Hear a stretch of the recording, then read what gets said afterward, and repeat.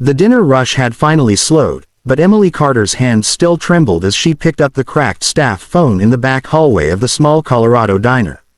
Her apron was stained with coffee splashes and the grease of a long shift, and her feet felt like they carried the weight of the entire day. She pressed the phone to her ear with a silent prayer that she could hold her voice steady. But the moment she heard her mother's soft, excited, "Sweetheart, you finished work early today," her composure collapsed. "Mom," Emily whispered, her throat tightening painfully, I can't come home for Christmas." The words felt like shards in her mouth. She squeezed her eyes shut, leaning against the concrete wall as if it could somehow hold her together. For a moment, there was only silence from the other end, an awful, suspended quiet, before her mother's gentle voice returned, thinner this time, like she was forcing a smile Emily couldn't see. "Oh, honey, that's okay. I know work is hard. We'll celebrate when you can." But Emily could hear it.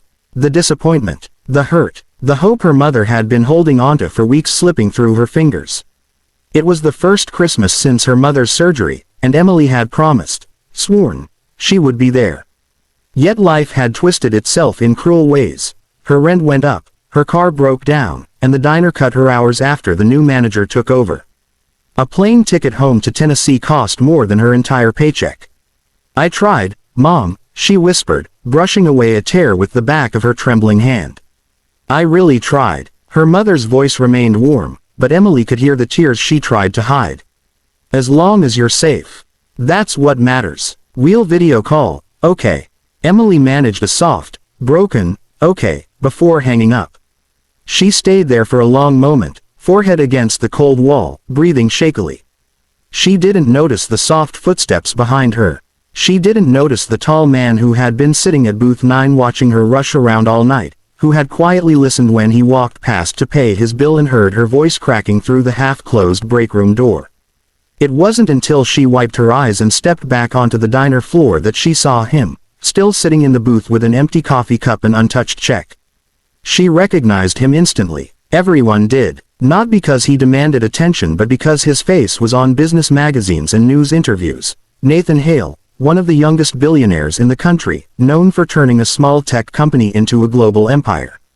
Normally he didn't come through small towns like this, but he had apparently been passing through after visiting a charity project nearby. Emily's hands instinctively went to smooth her apron. I'm sorry, sir," she stammered. "I didn't realize you were still here. Let me get you a fresh." "No need," Nathan said gently, rising. His voice was calm and warm, nothing like the clipped, polished version on TV. "I just wanted to make sure you were okay." Emily blinked, caught off guard. "Oh, I'm fine, thank you." But she was not fine, and the redness in her eyes said so clearly. Nathan glanced toward the breakroom door, then back at her. "You're a good waitress," he said. "You checked on everyone, even when you were obviously going through something." "That's rare." Emily swallowed hard, unsure why this stranger's kindness made her chest ache even more. "It's been a long day," she admitted quietly. He nodded, then hesitated, as if weighing whether he should say what was on his mind. "I overheard part of your call.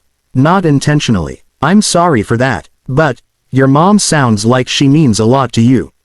"She does," Emily whispered. "More than anything." "Then why aren't you going home?" he asked softly, not judgmentally, just humanly. Emily bit her lip. "Because I can't afford the ticket."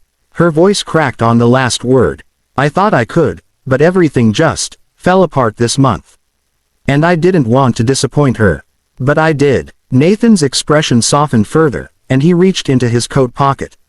"Come with me for a second," he said kindly. Emily blinked. "Sir." "To the front counter. I want to show you something." Confused and exhausted, she followed him. Nathan pulled out his phone, typed something quickly, and then turned the screen for her to see. A flight reservation page was open. Her name, Emily Marin Carter, was already filled out. Departure: Denver International Airport. Destination: Nashville. First thing in the morning. Emily's breath caught. I don't understand. I just bought your ticket," Nathan said calmly. "Round trip. You'll land before noon. Plenty of time for Christmas Eve with your mother." Her heart lurched. "No," she said immediately, shaking her head. No, sir, I can't accept that. You don't even know me. He placed the phone on the counter, voice steady but gentle. I don't need to know everything about you to know you deserve to be with your family. You work hard, you're kind, and right now you're hurting. Let someone help you. Emily's eyes welled again, but she shook her head more vigorously. I can't repay you. I don't have anything to give you. Nathan's expression held a quiet sadness. Not every gift needs repayment, Emily. She stared at him, torn between gratitude and fear, between hope and pride. Why? She whispered. Why would you do this for me? The billionaire took a breath, looking away momentarily, and when he spoke his voice held an ache she didn't expect. Because once, I couldn't afford to go home either, he said. I was a college kid working 3 jobs. My dad died, and I missed the funeral because I didn't have the money. I promised myself if I ever had the chance to spare someone that kind of regret, I would.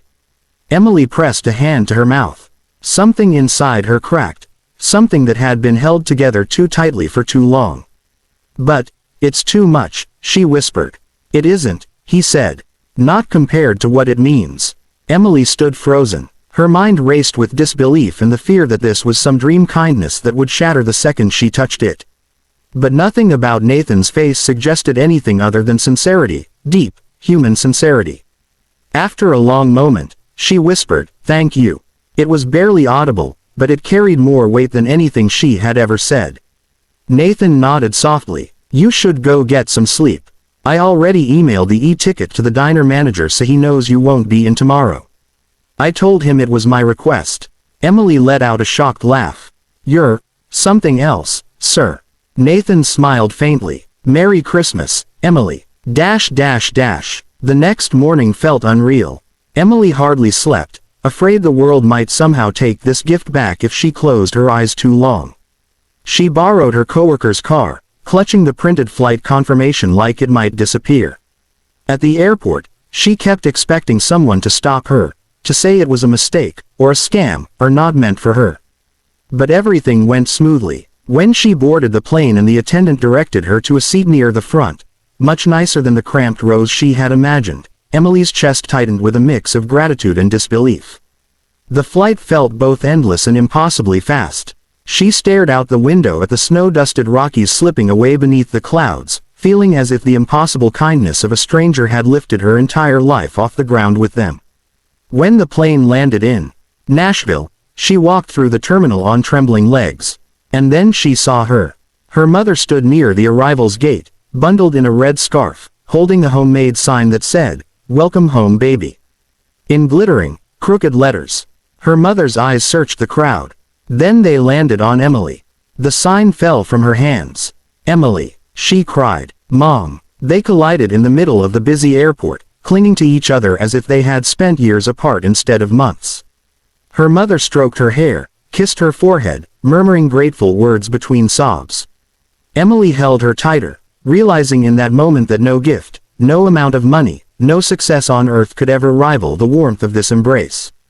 That night, their little house glowed with Christmas lights. Her mother made Emily's favorite childhood dishes, humming through joyful tears as they cooked together. They decorated the tree, laughed over old ornaments, and curled up in the living room watching movies they'd seen 100 times. The house smelled like cinnamon and home. The moment felt suspended, precious, impossible to replicate. But even in the warmth of that living room, Emily's thoughts drifted to the man whose kindness made it possible. She wanted to thank him again.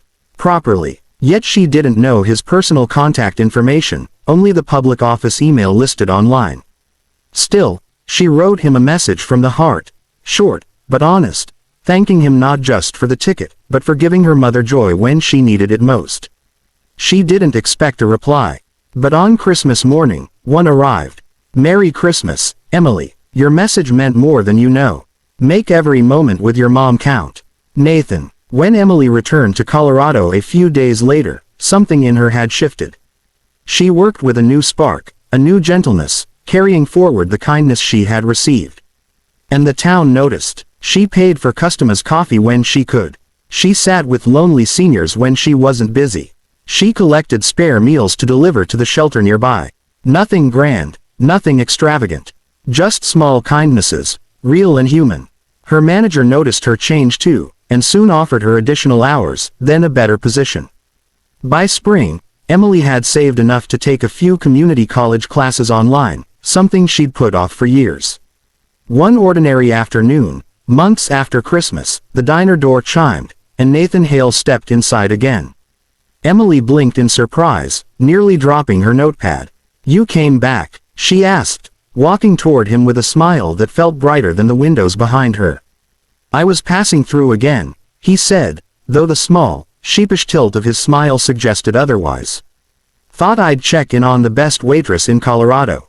"Oh, I don't know about the best," she laughed, cheeks warm. "I do," he said gently. They talked for a moment. About her classes, about his charity work, and Emily realized something new: he seemed lighter. Less weighed down by the grief he'd shared that night. Maybe her gratitude had done that. Maybe kindness really was a ripple that expanded far beyond its first point of impact. As Nathan left, he paused at the door.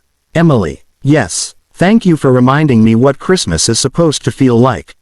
She stood there long after he left, hand pressed to her heart, realizing that a single act of generosity had changed more than just her holiday. It had changed her future, her spirit, and perhaps even his. Years from now, Emily would tell her own children the story of that Christmas. Not about the billionaire or the plane ticket, but about humanity, about how strangers can choose to be family for a moment, how kindness can lift a life off the ground, how generosity can rewrite someone's entire direction. And every Christmas Eve, without fail, she called her mother and whispered the words that had once broken her heart but now sparked joy, gratitude, and memory. "Mom, I'm coming home." Because kindness had carried her there once.